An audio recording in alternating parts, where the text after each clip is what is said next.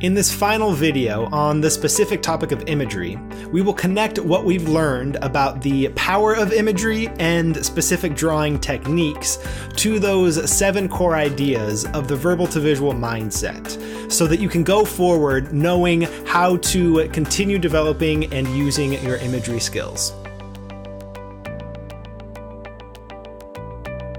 As we have done before, let's start with goal as a compass. You are using your notes to work toward a particular goal. Whatever that goal is, use it to guide the development of your own visual vocabulary. Go through that exercise I mentioned of brainstorming a list of words, actions, emotions, even scenes relevant to the subject you spend your time with, and then plug away at that list over time as you develop a visual representation of each. Moving on to intent as a filter, which again is all about going into any individual note-taking session, knowing what you want to get out of it, and using that intent to decide what goes on the page and what doesn't. By knowing what you want to get out of a visual note-taking session, I think that you will have an easier time knowing where to land on that spectrum from abstract imagery to realistic imagery.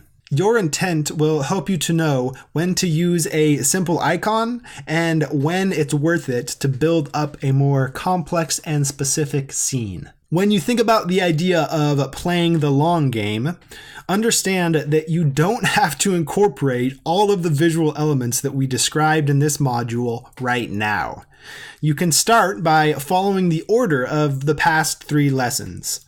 Begin with some simple icons, then add in people and faces, and then start building some scenes. And from there, you can keep progressing in whatever way it feels the most natural to you. For the 50-50 rule, that 50% dedicated to skills represents your ability to draw particular things, which is, again, just your visual vocabulary. And as I've mentioned before, all you have to focus on is growth over time, building up new elements one at a time. For the constraints piece, I'll remind you of that idea from the layout module.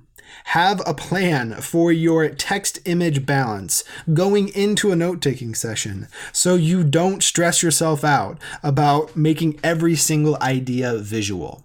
The best way to experiment with imagery is to keep exploring that abstract to realistic spectrum.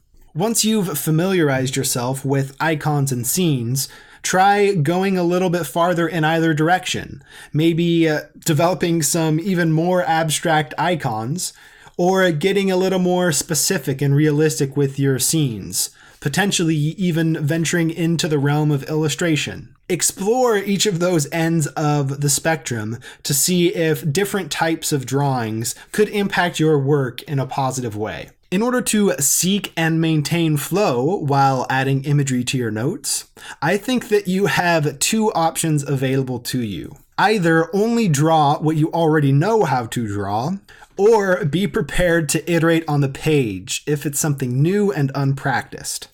In my experience, nothing pulls you out of flow faster than when you try to draw something new and you're frustrated with the result.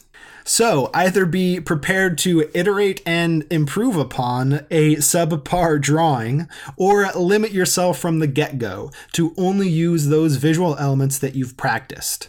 That will help you to keep your attention on the ideas and not on your drawing skills. And finally, to break down everything that we've seen in this module, remember that drawing is nothing more than the combination of straight lines and curved lines. That you can break down any object into those simple pieces, including people and faces, and that you can break down any situation or story into a single scene with simply drawn elements. Remember too that you can build these elements back up as high as you need to.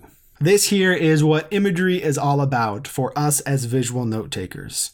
Now it's your turn to make a plan for how you'll use it in your notes.